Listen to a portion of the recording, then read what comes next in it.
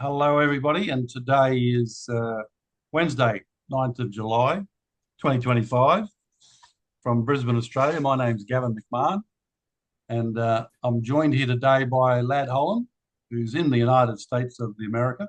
Not much news happening over there in America at the moment, Lad. All very quiet. Yeah, there's quite a bit of news. There certainly is. But I don't welcome, want to mate. get into that.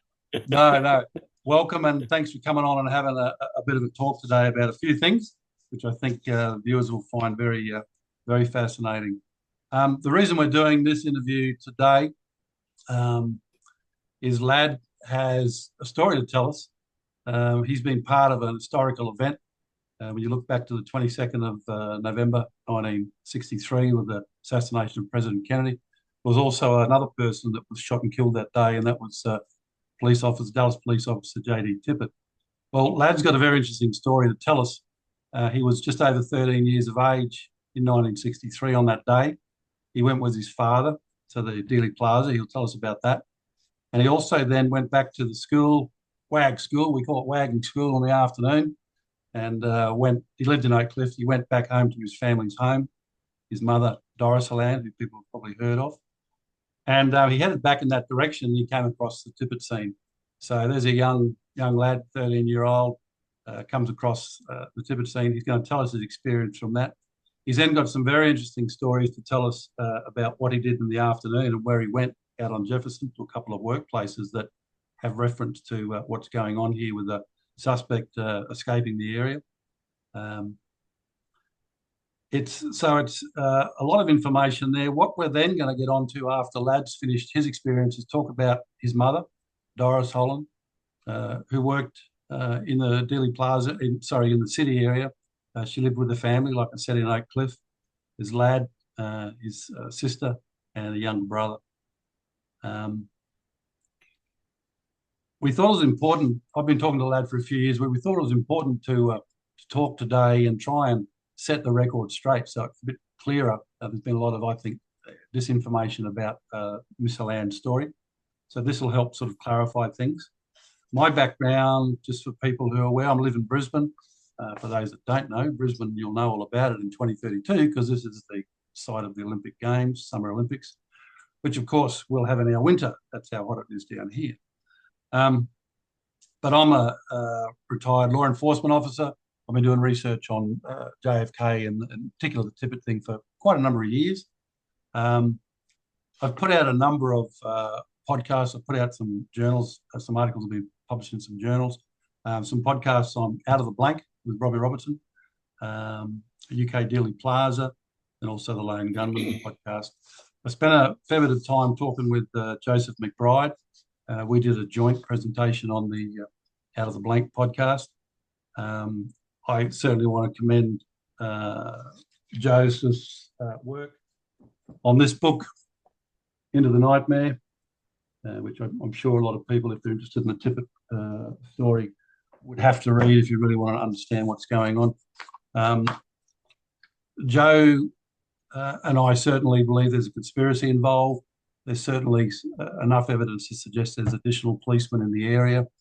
I'll talk a little bit about my research in a minute, but where Joe and I sort of disagree a little bit or differ a little bit, I believe it was Oswald that shot Tippit. And the reason for that is he was going to get killed and he shot Tippit in self-defense. That was a planned interception by the Dallas police with assistance of organised crime, Jack Ruby, and a few other people we'll talk about in a minute. Whereas Joe doesn't believe it's Oswald, and that's I understand that. Just a little bit of context, if we could, to this story, and I explained to Lad that I felt it was important to just provide a bit of background on some of the other stories that we have here that talk about additional policemen, additional police cars, beyond what we know. The reason is that sometimes it's a bit of piecemeal information. When you hear it all in one burst, it sort of starts to convince you, wow, there is something here. So it's the context. I just want to show people and read out a few things before we get into Lad's story, which I think you'll find is fascinating. There's a bloke called Thomas Buchanan. He wrote this book called Who Killed Kennedy? He was in France. He was American. Worked World War II vet. Was a captain in the army. but he had to disappear and get out of the country. He went to France. They sent him back for the Ruby trial to cover it, and he was in Dallas and spoke to a lot of people. So he put that book out in 1964, folks, before the Warren Commission came up with any of its public findings. He was the first to write about a conspiracy, and he talks about Tippit going to kill Oswald. That was his mission, and he was supported by other police in the area. So there's the first bit about other police in the area. In my articles that I've published in November 23 and November 24, that's the one that was put out in 23. That's the Journal of History and Deep Politics. Basically, the information in there, in those two journals, relate to the Markham family, who have revealed a whole lot of information that Helen Markham told them, and also Helen's two sons, James and William Markham, were part of the gang in town in Oak Cliff. The second article's in relation to William Scoggins' grandson, who also revealed a whole lot of information about his grandfather. Now, the information that those people have imparted is that Helen Markham confirmed to her family, and William Scoggins confirmed with his family, that they were prearranged, planted by witnesses at the Tippit scene. They were organised, we can't say precisely who organised some of the details, but Jack Ruby is a central figure in organising Scoggins, and also played a part in organising Helen Markham, not just in the planted witness position that she took, but also in some prearranged set-up activities that occurred in the area, including a fight scene that was staged up at the corner of 10th and Marsalis. And Lad's going to talk to us very shortly about his walking through that general area, probably around the time some of this stuff was happening. So the Doris Holan story is in my article. It reveals that there's two policemen, according to Helen Markham, in the driveway at a police car, and that's the driveway between 404 and 410 10th Street. That vehicle, according to Helen Markham, reversed back up the driveway and out into the alley. Joseph McBride, who I said has done some very, very good work, he was able to, he commended me on my research that helped add to the story. Well, I certainly believe he led the way in trying to do some of the research with some of the people that he spoke to. One very important person he spoke to, he covers it in his book, is J.D. Tippit's father, Edgar Tippit. He spoke to him in 1992. And Edgar Tippit said that Marie Tippit, that's J.D. Tippit's wife, told him that J.D. Tippit and another officer had been assigned by the police to hunt down Oswald. That's on page 426 of Joe's book. Edgar said basically that the other officer told Marie he didn't get there because of a little accident wreck. Now, it's possible this officer is Officer Mental. It could be others. It could be Officer Nelson. We know his activity is a bit suspicious. But Officer Mental was the actual officer designated to District 91 where the shooting occurred. Tippit was outside that District 78 and, of course, called into the area with Nelson by Murray Jackson, and that's another story. People may not be aware there was an interview done by Ardis Mental. That's William Mental's wife. Ardis said that William was extremely emotional about the death, and he actually said he felt he should have died instead of Tippit. He was a pallbearer at Tippit's funeral. I'll just read you out verbatim what she told the Sixth Floor Museum in an interview in 2007. You can go and look it up at the Sixth Floor Museum. I know what the Sixth Floor Museum does, but they do also have some very valuable information that you can use as research. When she was asked, what was your husband doing that day? Well, he was on radio patrol, and of course, you know, I've got some papers and things where he was having lunch, and he tried to call. He'd taken a break at lunch. He tried to call in, but couldn't get in, just couldn't get through because there was so much commotion and everything. I think it had been raining that day, if I remember. I think he was out of radio. I think they called Tippit over on his district. I think that was the way it was. I'm sure it was that if Bill wouldn't have been having lunch or on a call, there was an accident or something. Somewhere I'm getting those two things mixed up. Bill would have approached Oswald. She then confirmed a little bit later That was his district, yes. I think that Tippit was called off his district to check out Oswald. So that's some pretty powerful stuff from the wife of William Menzel, Ardis Menzel. William had died by the time that Ardis did that interview. When she was asked later in the interview about whether she thought there was a conspiracy involved, she said, "I prefer not to answer." Harrison Livingstone and the radical right and the murder of John F. Kennedy. He wrote in that book about the Doris Holan story. He relates to how that came through from Mike Brownlow, Pulte. And I know that Bill Pulte went with Mike Brownlow to the nursing home where Doris Holan was convalescing. The day they went, she was actually dressed in her room, and Bill spoke to her there. She was waiting for the ambulance to take her to the doctor, to the hospital to get some tests done. And this was only shortly before her death. She just basically said, "Bill, look, I can confirm what I've told Mike is correct about the second police car." And according to Livingston, and this is on page 347 of his book, in 1963, the driveway, this is in between the houses at 404, 410, same as other houses as well, could be entered from the alley from the rear as well as from 10th. Mike Brownlow and Professor Pulte presented their information about Mrs. Holan and the second police car in several YouTube presentations. You can see them online. Brownlow's also spoken with Harry Olsen, the Dallas policeman who was minding an estate off duty, of course, in Oak Cliff at the very time, so he puts himself present at the scene. This is a friend of Jack Ruby. He was eventually married to Kathy Kay, one of the dancers at the Carousel Club, and they met with Jack Ruby at about midnight that night in a police in a private car in the city near the Carousel Club.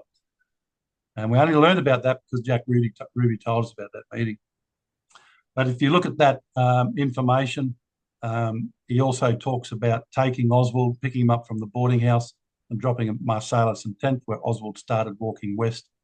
And then apparently Olsen then drove into the alley sort of in a backup role. This may or may not have been that second police car. Might have been a third one. Bill Pulte, very interesting fellow. Both Big Mike and Bill have both passed on. I spent a fair bit of time in Dallas talking with them over a couple of years. In 2017, I went over, 2018 and 19, and we stayed in touch regularly, exchanging information and talking. Bill was emeritus professor at SMU. He studied anthropology, culture, linguistics, a whole lot of stuff. Very highly respected by the Latino community. And the Latino community had several sources that talked about the police car in the driveway. Interestingly, Bill said that the Latino community would not talk when he was talking to elders and different people in the senior community members. They would not talk about Domingo Benavides. They would talk about other stuff, but not the Benavides subject.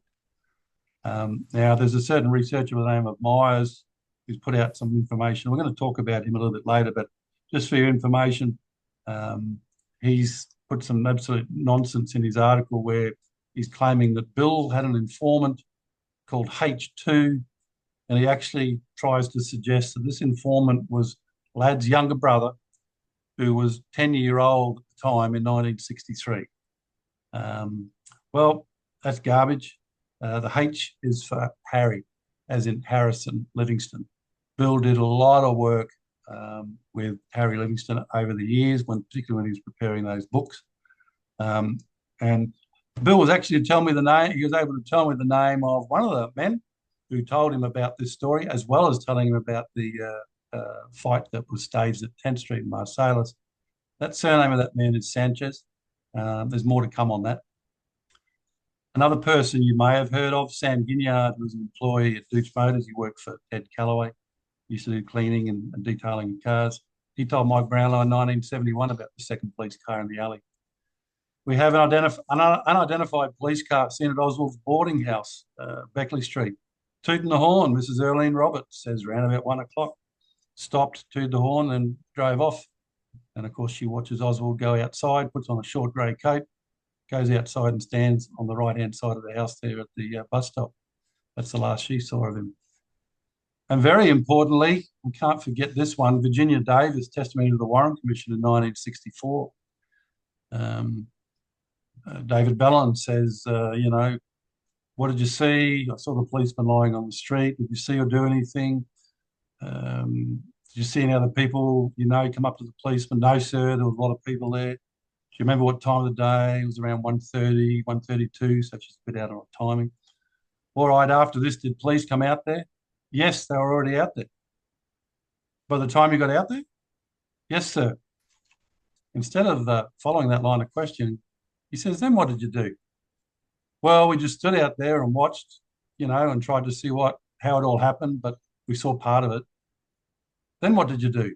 And we stood out there until after the ambulance had come and picked him up. So she's placing herself at the scene pretty well straight after Oswald, or whoever you want to believe it was, run around the corner. Her and her sister-in-law ran straight out to the police car where Tippit was lying on the ground. And she says the police were already there. And he says, by the time you got out there? Yes.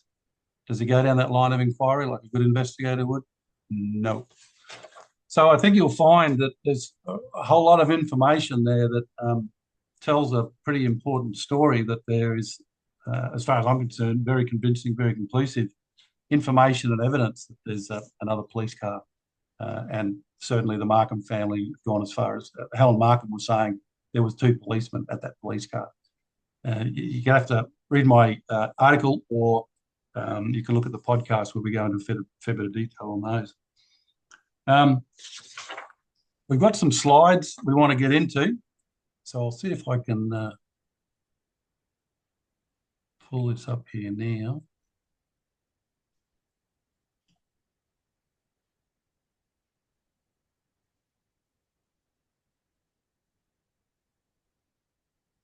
Okay, so we're going to go through some of these slides. It puts it in context for people looking at this, just to refresh your memory. You should have seen a lot of these photos. We've just sort of helped diagram them a little bit more to explain it in context of Ladd's story, but also Mrs. Holan. So we might go through these. Ladd, can you see that all right? I can see it perfectly. That must bring back some memories. You don't even know. Yeah, I'm sure. Just the overview there, obviously the Mark Tippit. Most of these pictures are from the Warren Commission.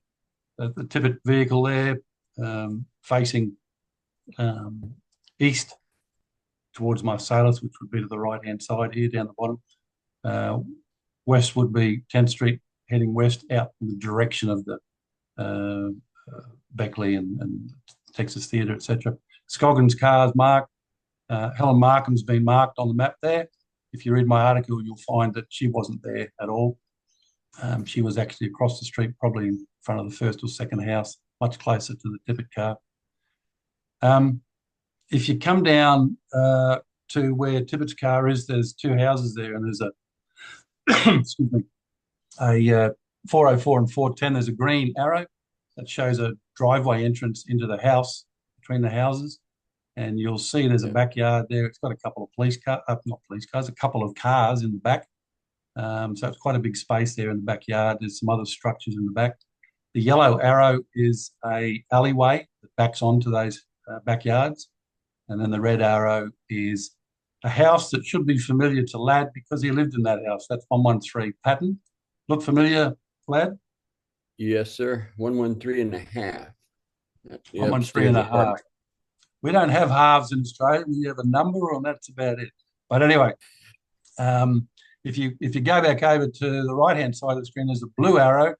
And Ladd, tell us what a house that is. That's 409 East 10th. At one time, I lived in that house.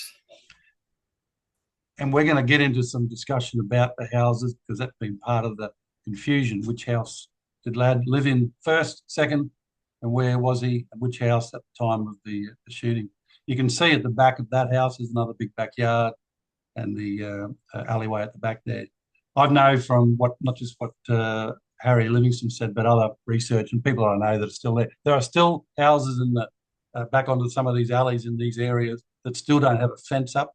None of these houses were fenced at the front back in the day. The security just wasn't the issue it is obviously now. So there are still houses to this day that don't have fences or things put up. Even if you had a fence, you can put a gate on it to get in and out. And if you look at those houses at 404, 410, it's a single driveway between those houses. You could have a lot of vehicles coming in and out of that place all the time. Makes a bit of common sense to have another egress in and out. We'll move on. So this is a simulated photo. We've got the Tippit car on the left-hand side there. You got the three houses on the right-hand side. That's the Davis sisters-in-law house with the blue arrow. And Scoggins' cab car would be on the right-hand side. They suggest this is Markham's view. I don't think that's the case at all. I'm sure that what the Markham family is telling me is correct, that Helen Markham said she was up further up east on 10th Street, on the north side of 10th Street, closer to the Tippit car in her prearranged planted eyewitness role. And this one here is an actual photo taken by the police, or I think it was the police on the day. So this is not a simulated one. That's Tippit's police car. There's another car packed up behind it. There's a gentleman on the right-hand side. And you see down the street there's some other police cars pulled over. And on the left is Officers Poe and Jez, who are mentioned in the reports. Poe actually does go to the Warren Commission. Jez doesn't. So that's looking east, which means if you were way up the end of that street on 10th Street, you'd be up in the direction of Marsalis. And lad, that's where I'm going to hand over you, because you're going to tell us about what you did that day and eventually get yourself to this area where I'll then start asking you a few more questions. All righty. Well, my name's Lad Holan. I was 13, November of 1963. And that morning, I walked to school like I normally did. And my father met me at the school and asked me if I wanted to go see the president. And of course, my mom and dad were divorced, and what kid wouldn't want to spend some time with their dad? So I said, sure. So we went down there. I cut school and went down to Dealey Plaza. I wasn't actually in Dealey Plaza. I was on Main Street just before the motorcade turned and went up Houston to Commerce. And I was on what is now a storage building, but at that time it was the Dallas County Courthouse. There were some stairs there, and I was in the pictures that I've seen. You can't see me because I'm in the shadows. And once again, I was just 13. Anyway, after the commotion started, my father was down in the crowd, and he said, come on, boy, we got to get out of here. So he brought me back and dropped me off at school. I was going to Catholic school at the time, Blessed Sacrament. They're on 8th and Zings, I believe it was. Anyway, it was late in the afternoon, and we get out of school about 2 o'clock, 2:30. So I wasn't going to go back to school. And so I just left and walked up Zings to, like I normally do, to 10th Street, and came up 10th Street up the sidewalk like I normally would. And as I walked up the sidewalk, I came across the scene, all these people and the commotion going on, a lot of loud voices and yelling and things going on. And so I crossed the street to get out of the way, and I saw what was happening. I saw where Tippit was laying in the street by the left front steering tire, and it was ugly. He's pretty messed up, shot in the face and whatnot. So I threw papers in that neighborhood as a kid, amongst other things. And I knew of a house that had a sofa where it had a quilt on it, a blanket, where people sat on the porch in the evenings and that kind of things. And so I ran catty corner across the street It's actually past where that map shows where Markham is standing, but it went past there and over to the house, the second house, I believe it was, and grabbed that blanket and came back. And some people yelled at me, said, "What are you doing?" I threw the blanket across Tippit. And then I left. I went around the cars across the street and down Patton to the house that I lived in at 113 and a half. And there was a stairways there to go up to our apartment. Well, I opened the door and threw my books on the stairs and went back and stood underneath the tree that's catty corner, or not catty corner, it's the next corner over across from where they say Scoggins cab was parked. And I stood there and watched the commotion. Now I did this. There was no other police there yet or ambulance. But by the time I got back, the ambulance had arrived or was arriving at that time. So I don't know how long it took me to do that. But anyway, I watched the commotion going on. And so I thought, well, I've seen enough. I went down to the alley where I lived, walked up the alley to Dean's Dairy Way, which is where I worked part-time, kind of with Dodie Furman and Dean Furman. They owned the Dairy Way there. I stocked groceries and racked Coke bottles and whatnot to help out for a few dollars. And Dodie said that she didn't need anything. And she was talking to some people. I didn't pay much attention to it. I waited for her to get finished talking and overheard her talking about a jacket. And she said that she heard the commotion. She went out the back door of the Dairy Mart.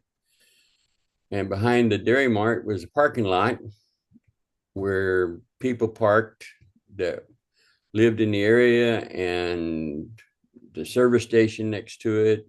And I guess I don't know whatnot, how many people parked there. But when she heard the commotion and everything, she went over and she saw some guy throw a jacket.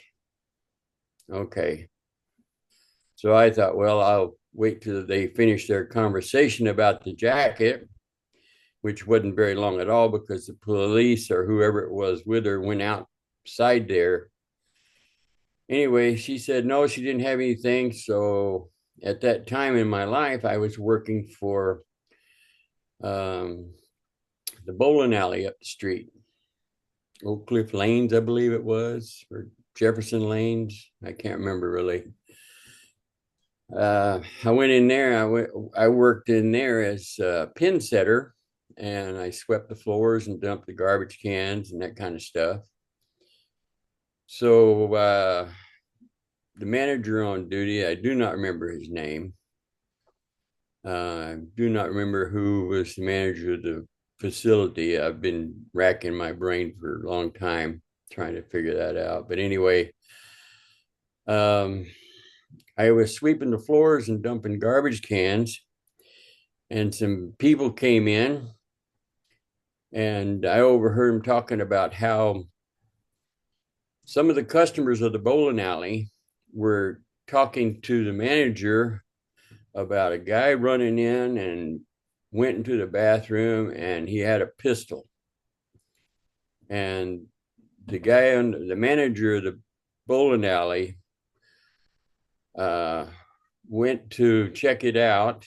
And I guess he was in the bathroom, whoever it was, and he ran him out. He couldn't be in there. And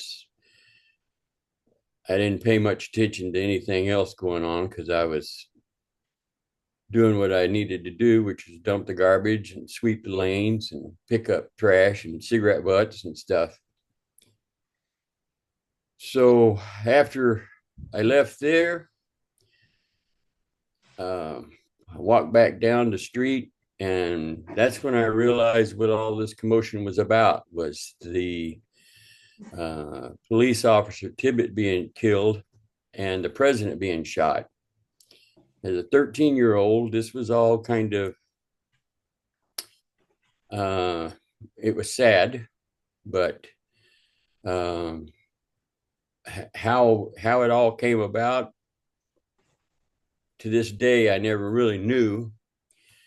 But in 2000, Myers got in touch with me, and that was the first time that this kind of stuff had come back to me, because I hadn't talked to anybody about it, hadn't even thought anything about it my whole life. It was all centered around the assassination, and but this deal here, I had no idea it was tied together with that.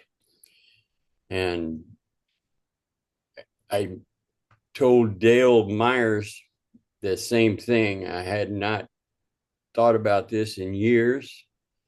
And my story, I don't know if it made any sense to him or not, but after all this time, it was hard for me to remember a lot of details. So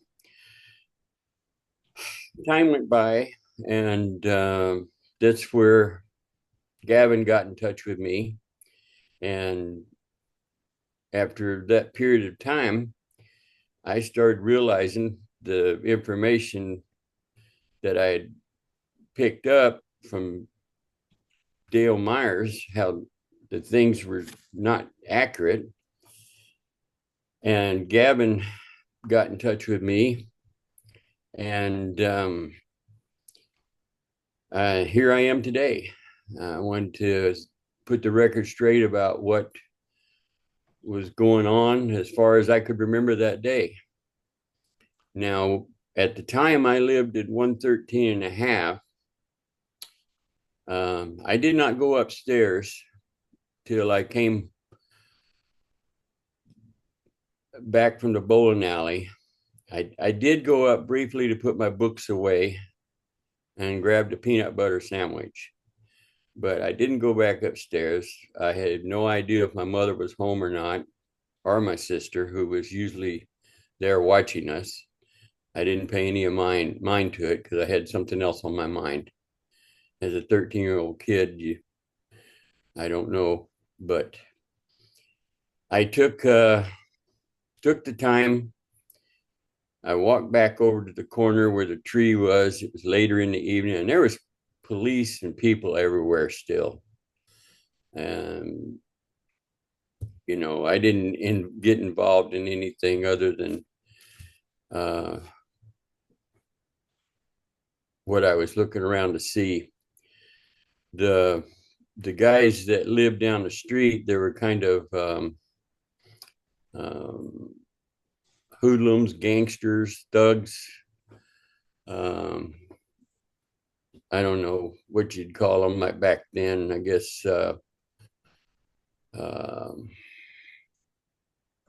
little ruffians, troublemakers.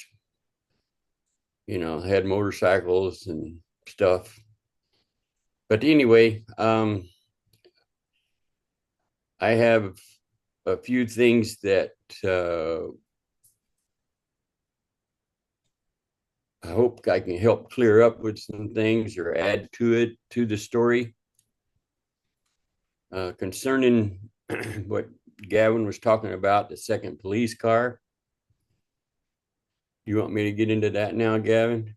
What I might do, that's been really good, lad, to sort of just let you talk there and tell people the story. All What I'll do is I might just go back to a couple of things you said and just get a few more expanded a little bit if we could, but what you can recall. When you first approached coming from 10th and Marsalis, you didn't hear any shooting? Oh, no. I didn't hear any shooting or anything like that. All I saw was the commotion and a lot of people, and people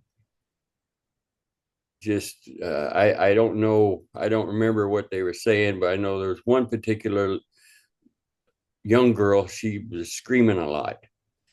and her mother telling her to shut up. I guess it was her mother. I don't know. I didn't know her, but several people there. I guess it just happened not too long before I got there because, like I said, the police weren't there, the ambulance wasn't there, and I remember when I came back after putting my books away in the hallway and coming back, the ambulance was there, and then the police showed up. Okay. When you say there was a young girl screaming, what any other people you recall making a little bit of a hysterical noise or anything? Um, no, no, actually, no, I don't because it all happened to me so fast back then, and Yeah. Do you recall anybody trying to use the radio at that stage, or did that not become obvious at all? no, I didn't see any of that. Could you hear the radio squawking? Yeah, the radio was squawking. And when you decided to move away, you went and just decided to go and get a blanket, yeah? Yeah, And that was just your idea. No one had suggested it. yeah, yeah. Back then um, I the TV that I watched, it was Highway Patrol, and that was the thing they did. They got a blanket and they covered up the dead guy, Yeah, yeah. movie theater, movie shows and stuff. And we worked out roughly where you think that was. It's probably the house, like you said, catty corner, two doors down from the corner. Probably the house next door to where Cooler Clemens was working as a maid for the Smotheries, I think it is. Um, you, Um, you you told me you went there with somebody to get that blanket. well, I went there. The girl went with me. The little girl went with me part of the way, Okay. and somebody was yelling at her. So I did my thing, came back and threw it over him. So Uh, when you put the blanket over him, was there people standing around you at the time, or did you just walk up and yeah, put? one lady said, "What are you doing? Get away from Okay. there, kid." Yeah. And that kind of thing. And you just placed it down there, and again, besides her, was there more people standing around, There or did was you? several Right. people, not Okay. too many men, mainly women, Right. because it was that time of day. Most of the men weren't around then. White women, white colored women. Yeah, white women. Yeah. Okay.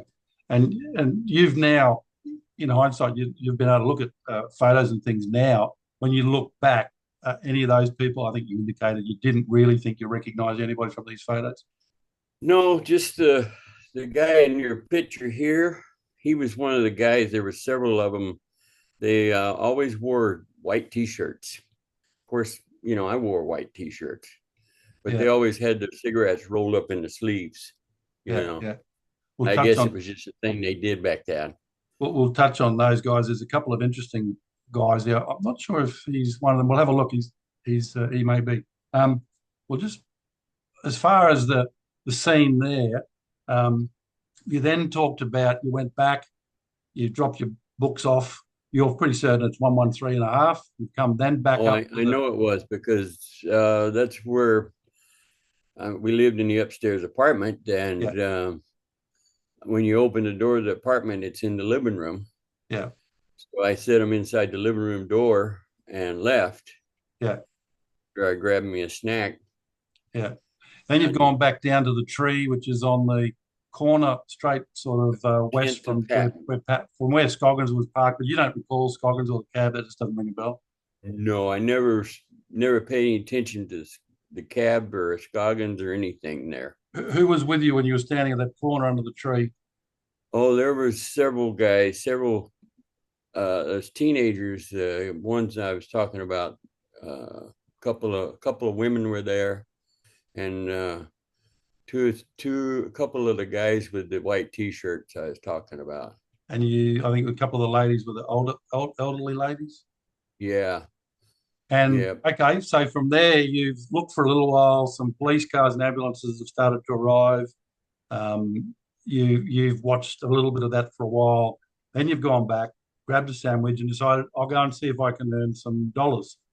Yeah, I was going to ask you because you had a paper run, you were picking up Coke bottles and soft drink bottles and cashing them in. You working at the Dean's Dairy Way. right. You were working at the bowling. Why were you doing all this work at 13? Well, my mom and dad were split up. When I was 7 years old, my mom and dad split up. Yeah, And that was the way I had a helping me and my little brother, at the time. And a lot of times it was a good thing that I was doing that because of the helping the family, economics of the time, helping you the know. family out. Yeah, Okay. This is just a simulated photo. That's roughly the position where the Tippit car was. And we can see right, 404, 410. And if you look through the windscreen or the window there of the Tippit car, you can sort of see the concrete driveway in the background. There is a structure at the back there, which we'll talk about because the photos are quite revealing for that. the We'll just move garage. on. Move on here. This is some of the photos of Yeah, some people. Um, there's quite a number of people in these two photos. We'll show the both of them. The one on the right hand side there, you can see Sam Ginyard with his cowboy hat on, African American. We've got right, Charlie Davis. We've got John the Davis girls. Um, we've got a range of policemen. Um, right. we've certainly got some people there, and I'm pretty sure one of them relates to one of the girlfriend that Tippit was seeing at the time in the area. She's in there. Just have a look at the photo. This is what I want you to just explain to people watching this. In the background, there's two guys at the back with white t-shirts on, looking in the direction of the Tippit car. Tell us Right. what does that picture tell you? Well, those are part of the guys that always hung together, Yeah, and I don't know uh, much about them because I didn't associate with them. I know they hung out down the street towards the church down that way yeah, a lot. yeah. Well, I'm pretty sure But that's Jimmy. a lot of these folks weren't there when I was under the tree, No, and a lot of these folks showed up after. a bit after. Yeah, I'm pretty sure that's Jimmy Burt and William Big Boy Smith, who were, as lads alluded to, the white shirts, t-shirts. They're part of the Oak Cliff Gang, which was run by Helen Markham's son, James Markham, Oh, and his brother, William Markham, was also in it. Um, and their uncle was Floyd Hamilton, who a lot of people would know.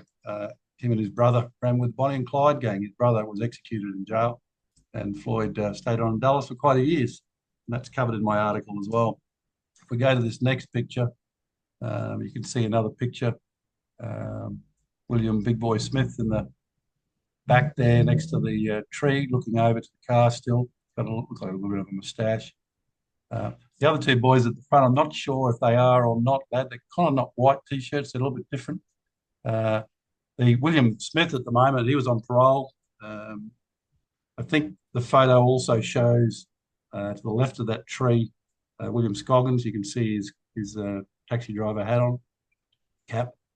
And I think we've yeah, got, I think this the hat. photo's, yeah, that's him on the left, the black hat.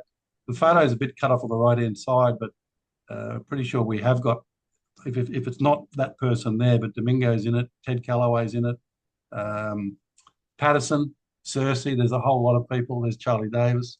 There's a lot of people in these photos, so it's quite interesting. They're just checking everything out.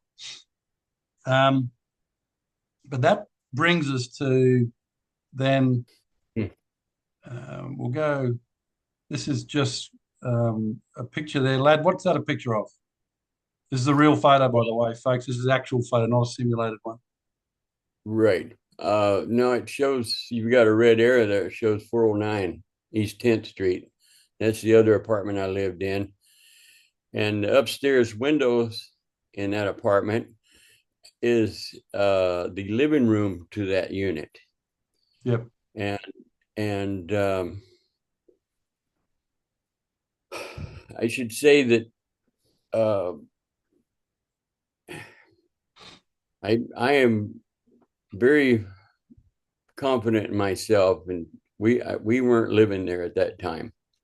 and Yep. because I went I went around the police car and around the corner and went down to 113 and put my books away, Yeah. Yeah. and then came back and stood under that tree. Can you tell us who used to hang out in that downstairs on the right hand side, that little pergola looking area? Uh, that was the um, oh, just a minute. Let me think of her name. House. Yeah. Is that it? Yeah, The House family was name. her name. Yeah. And Family name. she had a son that lived with her, Yeah. and he's the one that did the upkeep and com complained a lot. When we lived there, he complained to us about making noise, Yeah. Okay. but he he did all the upkeep and everything. Roughly how old was he? Oh, I don't know, probably 30, 35, 40, something like that. And who was in that little pergola area you said you used to see sometimes? That's where the his mom always sat. She had a little TV in there and a sofa and a chair. Yeah. And she would sit in that little screened in porch area just about all time during the day. She would have had a pretty good. Sometimes even at night. She would have had a pretty good look at what was happening that day. Yeah, if she was in there, she would have seen it. How old would she have been? I'm sorry. How old would she have been? I don't know. I wouldn't have known. She was older.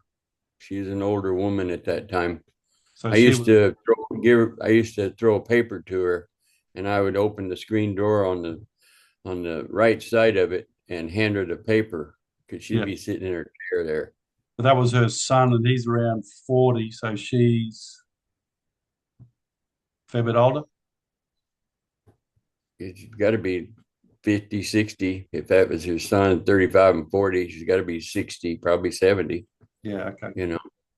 All right. Well, we'll come back to the house issues. And this is on the left-hand side, the path you would have walked going around to Patton Street on the left and down Patton Street towards your house, which is the picture on the right, the red arrow. Would that be correct? That's the house. Yeah, the red arrow. That's the apartment we lived in upstairs. And my mother's bedroom faced Patton Street. We'll come on to that in a minute, lad. But that's the Yeah. way you walked. You went down the left-hand side with the yellow No, arrow. no, I went around after I threw the blanket over Tippit. I didn't know who it was I threw the blanket over, but anyway, I Yeah. threw the blanket over. I went around to the right, and in that right photo, you see the old cars there. I Yeah. went down in that little field behind the side of the house there, a Okay. The, walkway. the vacant Went lot. to the apartment there, and then Okay. came back to the So tree. you crossed Patton and then went left down. Yes, Yeah. Okay. That's good. there's too many people there. All right, we'll come back to these houses in a minute. Let's just touch on you dropped your books back at the house. You've then gone to see if you can get some work. You go down to the Dean's Dairy.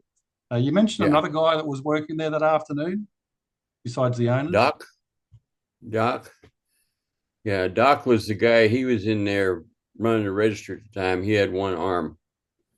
I think one of his arms was damaged during the war. Was he the owner or just one of the employees? No, he was just an employee. And the girls A weren't friend, there, friend of Dean and Dodie. and the daughters weren't there. No, Okay, and they didn't have any work. But then you started hearing about this jacket that they was talking about a jacket as it been yeah. somehow discussed out the back. Did she see the jacket, or what did you gather from what you overheard? The way I understood that, she said she saw him throw the jacket. That's what you can think. She said, "Yeah, okay." Yeah, she Um, saw him throw the jacket and then run down behind the service station and up to Jefferson Street. okay. And when you were in there that first time you went in there, did the police that this time you're in there? Did the police come at that time when you were talking to them, or not? Uh, there was somebody already in there when I went in there. Okay. After you've finished there, they didn't have any work. You've then just gone down to, and I'll just explain to people where you've gone. you've come down. If you went down Patton, you turn west on Jefferson, and you come down to Crawford. It's just before Crawford is the Dairy Way, yeah, and before the Texaco. So you're just next to the Texaco on that side. Right. So We were you've just left right there. next to it. Yep, you've left there. You keep walking west. You go across Crawford, heading west further, and you're going down to the next corner, which is where the Oak Cliff Lanes is, the bowling alley. Right. That's just at the corner of Story, Storey. Can you tell us then? You're in the Oak Cliff Lanes. Just give us the layout of the Oak Cliff Lanes as you walk in the front door. Okay, you walk in the front door and there's like a little cafeteria, a little hamburger bar where you can get French fries, hamburgers, and stuff like that, and cold beer and sodas. And then on the left side is the customer service stand where you cash register was, the shoes if you rented them, that kind of stuff. And then you go around the corner and there's another room in there. It had a couple of pool tables and some not ping pong, but pool tables and Pinball? pinball machines. And then the bathrooms were in there also. Okay. So the bar and grill's on the right-hand side, service desk and Correct. bathrooms on the left, and the lanes are just straight ahead. Yes. So you think what you overheard after you've been working there for a bit, that the customers had complained or said something to this manager. I've sent you the names of a couple of the managers, an assistant manager and 10-pin machine mechanic, but you don't recognize the name, and that's fine. I don't remember the names, no. No. But this guy used to walk around with, what did he used to carry? He had he would carry a short little like a sap or a bat. Yeah. That he would carry slipped in his belt. Yeah, just in case he needed it. So yeah, it was a rough area. Yeah, you know, and he kept desirables out so people would feel good in there. So at this time, there's people talking about this event that had occurred earlier, where a guy, they complained to the manager, this guy's just come in, he's got a pistol and he's gone into the bathroom. That's the way I understand it. Somebody at the little cafe was telling this guy that, and then he went and checked it out. Okay. And then he's roused whoever it was out of there, shoot him out. Yeah. I'm assuming that's what he did. That's the way I understood. He ran him out.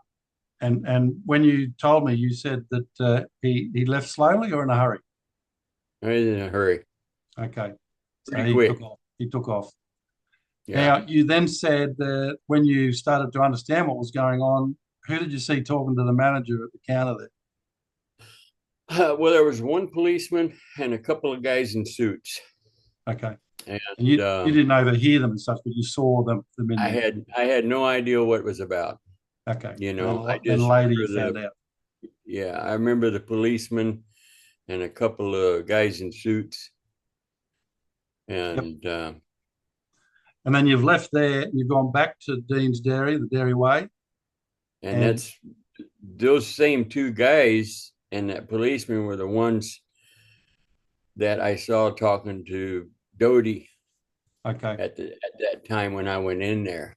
I didn't realize it until after I got to talking and thinking about, you know, after all these years, after talking with you about these things, that came back to me.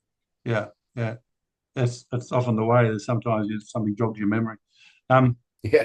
And did you hear any more from that when they were in there? Did you work there that afternoon, or did they still not have? No, I didn't. I didn't get to work there that evening. You didn't get a chance to hear any more? It was later. It was later in the evening when Doc told me to come back by. Yep. Okay. Look, we might move on from there. He worked there. He worked there at night and closed up. Yeah. Gotcha. Just moving on from there. If we look at that photo on the right-hand side, the one with the red arrow, you're upstairs there. Just describe the windows and everything upstairs, what the layout was. All right. When you go up the stairs in the middle of the building, there's the entryways on the right, and you enter into the living room. And the living room and the kitchen were at the back of the building. And then you come towards Patton Street, and there's a bedroom there. That was me and my brother's bedroom. And then the bedroom at the front, where the two windows are at, and the one window on the side is my mom's and my sister's bedroom. Yep. And when after I'd talked to Myers in 2000, it made me want to call my sister because he mentioned her. Yeah. And I talked to her because he made something that I had never heard. He made some statements that I had never heard. And my mother's been, she said that she saw another police car coming up the alley. Well, the only place she could see the alley was from her bedroom window. Yep. Now, if she was asleep and she woke up, if she looked out her window, she could see the corner. She wouldn't be able to see Tippit's car. Yeah. But she could see the car in the alley, the police car coming in the alley, moving into the alley and driving out. And we'll get to that now, lad. So you discussed that with Myers, or Myers told you about that? Myers asked me if my mother told me anything, and I said no. And that's what prompted you But to talk. he said that he had talked to my sister. Yeah. Okay. Now, my little sister wasn't living with us at the time. But evidently, my sister and my mother had talked about it. And she told my sister that. We'll get to that, lad. Oh, okay. We'll get to that. It's coming up shortly. Just go to this next slide. That's a better picture of the house. So what you described is that top floor there on the corner that we're looking at, where that telephone pole is or electricity pole. Right. That's your mum's bedroom. So she can literally look out to the vacant lot, which is the blue arrows on the right-hand side, or she can look straight across Patton into the backyard of 410th and 405 10th, 404 10th and 410 10th. Okay. Correct. There's Scoggins' car simulated in the picture. The vacant lot. There's the big tree on the right-hand side where you stood and watched. Yeah, that's right. All right, we'll move on from there. There's the house on the right-hand side with the red arrow, 113 and a half. Right. There's the vacant lot, the yellow arrow. Scoggins' car simulated in the green. And looking out across from 113 and a half, straight across the road, there's a low-story house with a blue arrow. And we'll just move. Single story, yep. We'll just move on to there. This is, again, a close-up of the house, a 113 apartment upstairs. You can see upstairs, it's fairly high. And you're straight across the road, and you'll be looking across. There's the alleyway, the yellow line running left to right. The yellow line is the alley, correct. Yep, goes right across. It's a very wide alley. We'll have a photo of that. Garbage trucks drove up and down there. Sorry, mate, what was that? Oh, the garbage trucks drove up and down there to dump the garbage. Yeah, and people used to take shortcuts. The blue arrow just up the top there would be the corner of front street of 400 10th Street where Scoggins' car was parked near there. And then we'll go to this one. That's the 113 and a half house on the right-hand side. Bit of a fence around it, bit of a bushery sort of stuff around the side there. Quite long alley. That takes you all the way down to the Abundant Church, which we can see on the right-hand side down there. And the left-hand side's the back of the Texaco and the Dairy Way where the cars can park. There's Patton Street, the blue arrow going left and right. All right, now we'll go across here again. The blue arrow is just getting a bit of a picture of that house, that single-story house. Your 113 and a half is just on the right-hand side there where those telephone poles, electricity poles are. And this will kind of show a few more angles of that. Probably the one on the right-hand side shows the back of those houses a little bit. You can see the single-story house there, sort of the middle of the picture to the right. Then there's a bit of a gap being created between that and a little structure out the back. Right. And there's the red arrows of gap between the yellow structure on the right and the blue structure, single-story house. And then your house, 113.5, is up above that on the left-hand side, fairly high, looking down. Correct. And if you just go a little bit further, if you look at the backyard of back through where those two yellow arrows are, there's two cars in the backyard. You can see a little structure on the left-hand side, like an L shape with white. There's then a gap.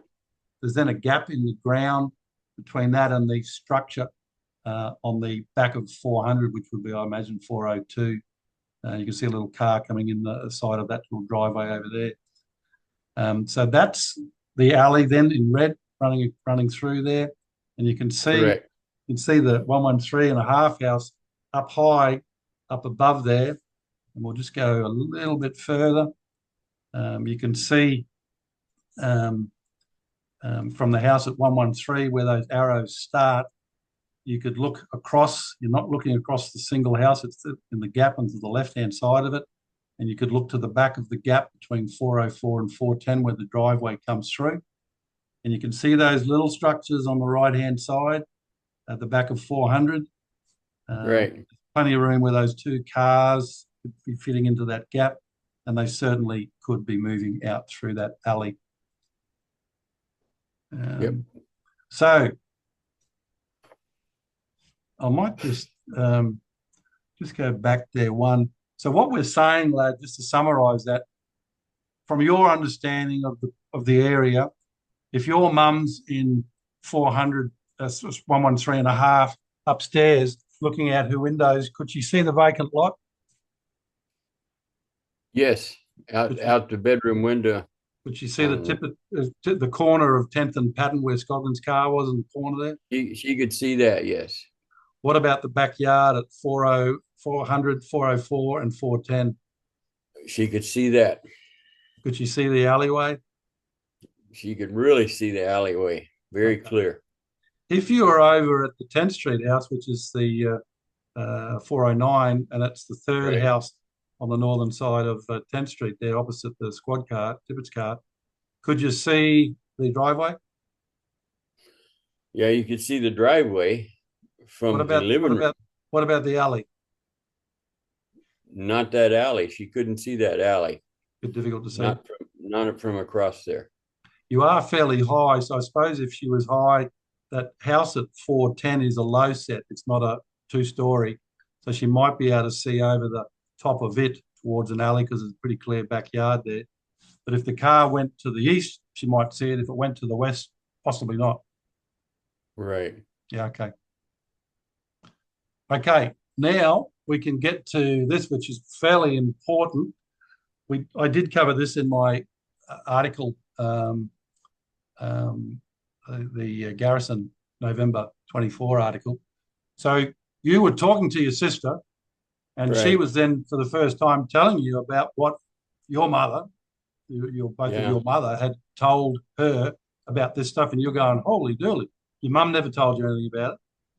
No, I never asked. I mean, until 2000, I hadn't thought about any of this. Okay, and then when you're talking to your sister, and she told you, yes, she'd spoken to Myers?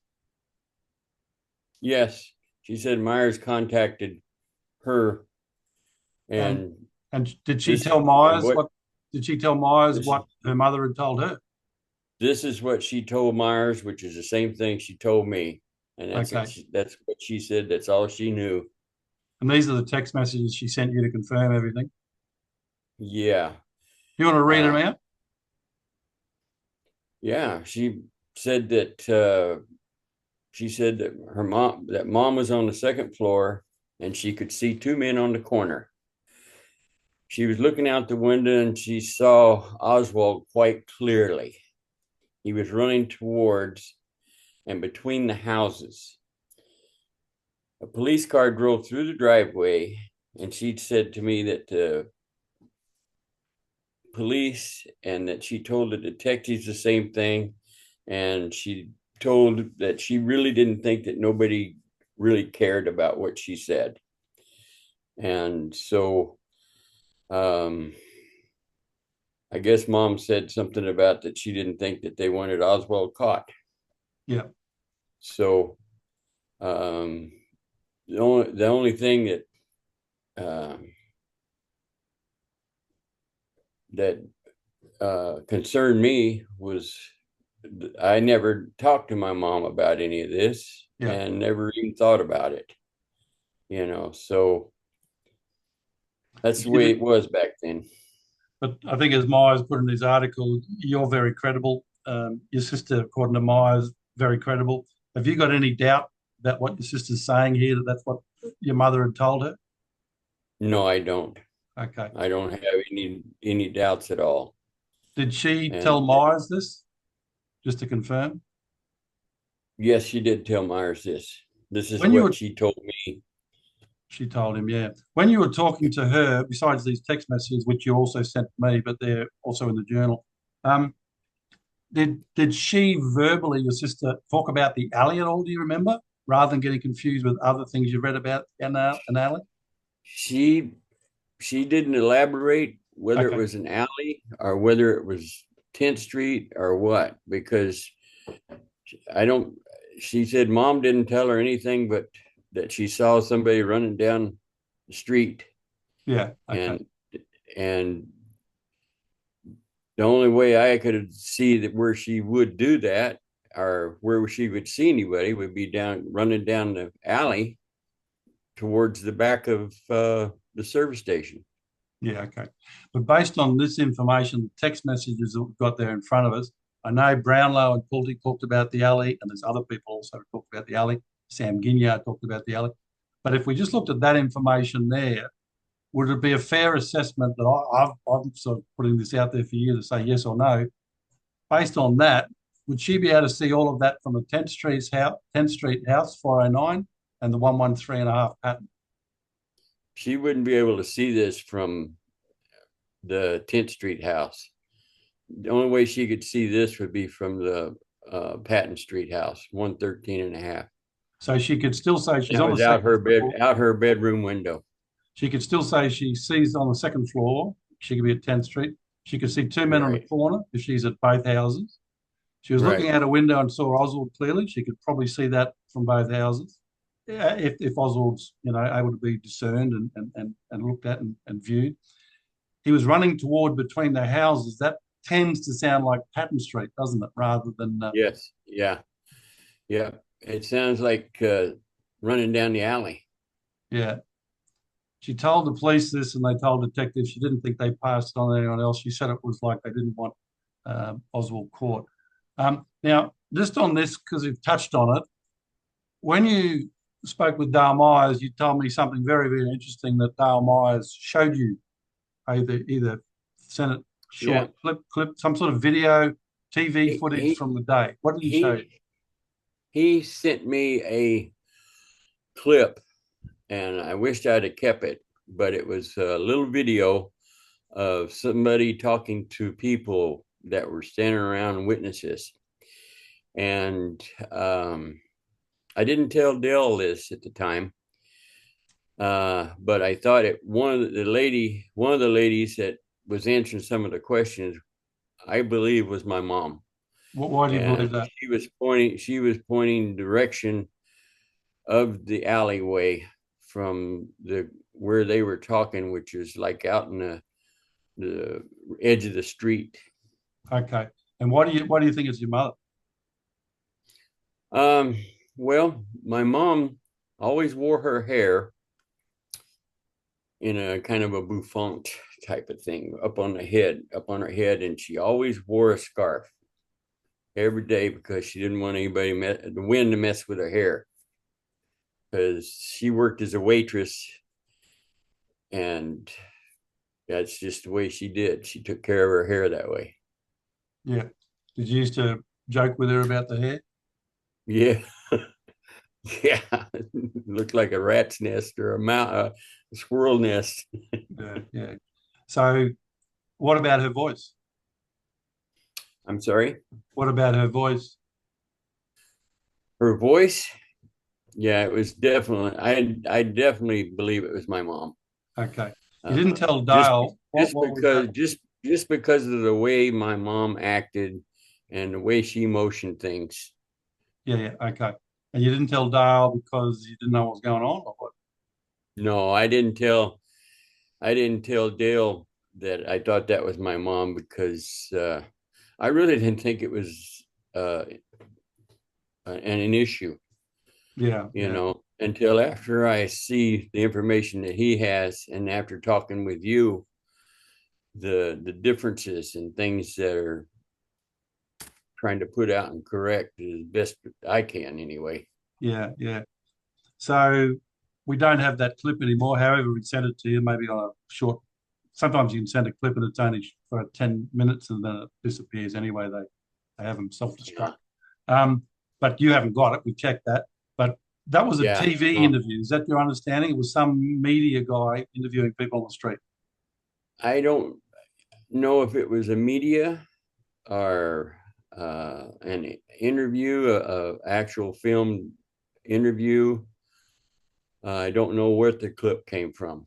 But it was at the time, wasn't a simulated thing. It was the real It McCoy. was it was at the time, if not shortly after, Yeah. And because there's besides your mother, still a lot of the same people standing around and answering the questions and talking.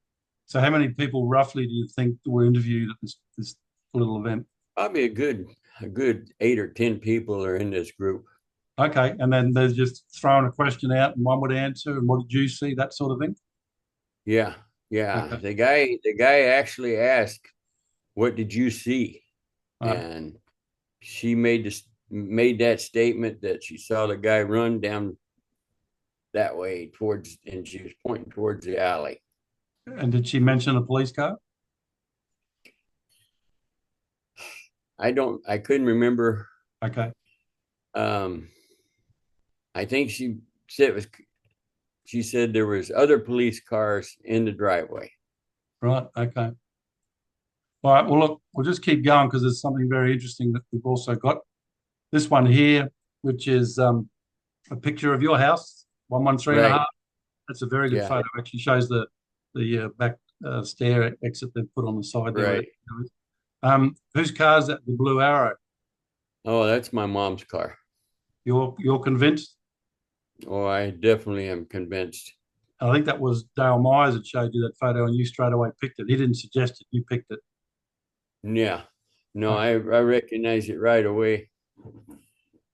And that photo was taken by Dallas Times Herald at 1:45, so it's probably only 35 minutes. Right after what happened. Yeah, yeah. I won't say 30 because that means it's at 1:15. I'm pretty sure it's happened before that. Um, and there's some school kids or whatever, coming up the street. Scoggins is Yeah. Scoggins' cab's gone. But Yeah, there's no cap there. no.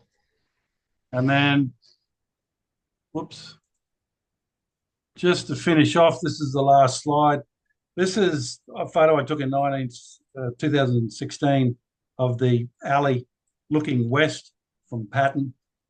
So the houses on the left, there's a fence there. You can see a different fence across the road and a different fence further up. There's a little Right. pathway there. And this is Right. basically on the left-hand side behind 404 and 410. So pathway is still there. Very wide alleys, plenty of room. You see a Yeah. car parked down the end. Cars can park in the back there, plenty of Right. room. So look, I'll just finish this off here with stop share. Whoop, we're back.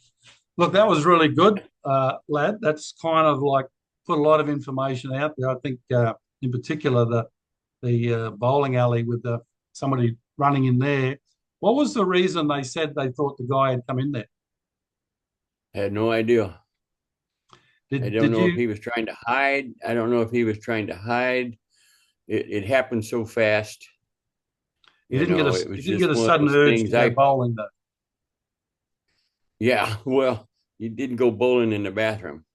No. I think the issue that the manager there at the time, people would come in and use the bathroom, and they're not customers, Yeah. you know. So that was kind of a deal back then, that they really, it made it more exclusive to customers inside the bowling alley. But this obviously concerned the patrons. It's a rough part of town, but Right. they reported it because this guy's got a gun. They're not used to seeing somebody run in there. Yeah. Well, the lady that told him that was the waitress there at the cafe, Okay. you know, that served the beers and stuff like that, Yeah. and the Yeah. hamburgers and stuff.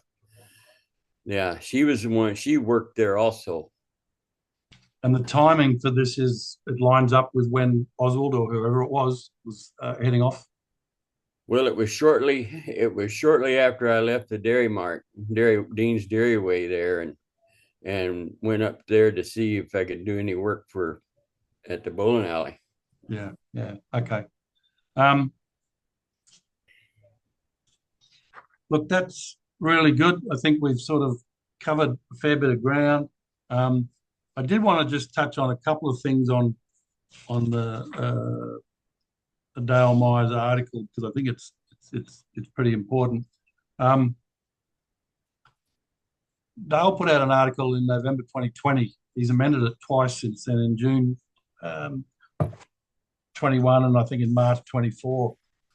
But I was concerned when I first started reading, because I knew there was errors in it. And when my research started to identify a lot more errors, I thought, oh, this is very suspicious. The thing that really stood out to me was the first thing that I found with my research was when I went and checked the Coles directory. Information in there had not been used by Myers. In the article, Myers was very strongly pushing the position that you lived at Patton Street, you did not live at 10th Street until after Patton Street. And I thought, that's incorrect. And the reason I felt that's incorrect, because the Coles directory for 1963 has Mrs. Holan at 409 10th Street. So Myers was arguing extremely strongly all these reasons why they didn't live there at that time in 63. They didn't live there until 1964, sometime well after Patton Street. So 64, 65, whenever. But the Coles directory clearly shows it at 409 10th Street. So that was that. Straight away after I'd put that document, put it up on a Facebook site, within 2 days, the amended document came out in June 2021.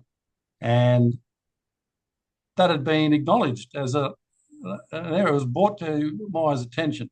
Well, some people can say he just made a mistake, but he's a researcher that I would have thought first thing he'd be checking is the street directories, because that's your number one guide and they're accurate. So that was the first thing that was very strange, how that coincidentally sort of sounded to me like that's one we prepared earlier, just reappeared 2 days later. Then it sort of made me think about what had happened leading up to that. And I'd been contacted by another bloke in Dallas that did some research, Matt, I'm not sure his last name, Dowitt or something or other. Some people call him Matt Doughtit.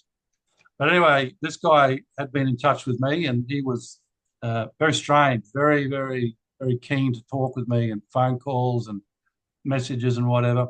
And I imparted some information to him. And lo and behold, this information appears in the amended Myers article, including that, but a number of other things. I didn't tell him everything, and there's still some things in there that you and I are aware of that we might disclose at a later point. But for the purpose of this exercise, and I actually put it to Matt. I said, Matt, you sure your Facebook's not being read by somebody like Dale Myers? And he said, oh, no chance of that. So possibility is that it's been passed on to Mr. Myers. So what Matt probably is forgetting that he told me in other phone calls, how he would meet with Myers, Bill Brown, others, and they actually discussed research that I was doing, which I found very, very fascinating, because I don't think Matt's explained to people that follow him on some of his Facebook sites, which I think he runs a couple with Bill Brown. I'm not sure there's a good cop, bad cop little game going on there, but he's meeting with Myers and having some discussions about his research, and Myers just happens to have this information. So my wild guess here is that Matt's passed that information on to Myers, because all of a sudden it appears in Myers' amended articles. There's one thing, and Matt can come out and tell us what he discusses with Myers, because I've never seen him post anything about his meetings with Myers. But one thing that's very interesting, there's still in this article to this day, there's mention in there about people that lived at 409 10th Street. And Myers is, trying to argue this case that the Holan family didn't live there until much later, 64, 65, whenever it was, definitely not 1963. And he said, and Ladd even recalled that the couple that was there in their early 40s, around 40s, and Ladd's quoted as saying, "Oh, that's more the age of the couple I remember there." What do you think about that statement, Ladd? Well, I don't think I would have told him that the couple that lived there was the age, because I knew better. Yeah. I knew Miss House. I didn't know her son's name, but I knew Miss House because of the papers I used to give to her and stuff. Well, Mrs. House was that was Myrtle House. She was 70. She was the one with a little TV sitting on a little pergola every day. She couldn't go very far. She was, fairly big lady. And she died 20 days, 25 days, I think it was, 20th of December, I think it was, that she died in 1963. But what's interesting is the man that you're talking about, Edgar, he was Samuel as well, but he went by the name of Ed. Bill Pulte met him a couple of times, spoke with him. FBI spoke to him as well at one stage in the House Select Committee. But interestingly, he did get married to a lady. Now, this is where Dale's, I think, got some very poor information. He's either made it up or he's drastically in error. The lady he married was 22 in 1963. Her name was Pat. She unfortunately died in the late 70s, cancer. She wasn't living there at that time in 1963. It was Myrtle and Ed. They didn't get married, Ed and Pat, until June 1964. So Myers has got this very convincing argument about how they never lived there, they couldn't have, and Ladd remembers the age of this couple in their 40s. Well, it couldn't be because they weren't there at that time. Well, they never were there. Those people in their 40s never existed. So it's pretty disappointing that we've got a researcher. And my question on this is now out to Dale Myers. If he'd like to come on Out of the Blank podcast, I've been on there with Joe McBride. I'd be very happy for Dale to come on. And he's been on that podcast previously, so we could do a joint one. And we could talk about some of this information that he got from Ladd's sister that he had about what Miss Holan said she saw about the police car in the alley, about Oswald at the corner, two men at the corner coming towards the house, telling the police about this video he's got that shows, according to Ladd's mother. That video, I've never seen that. I wish I could find that video. Yeah. He did show you the Aquila Clemens one, I think he said.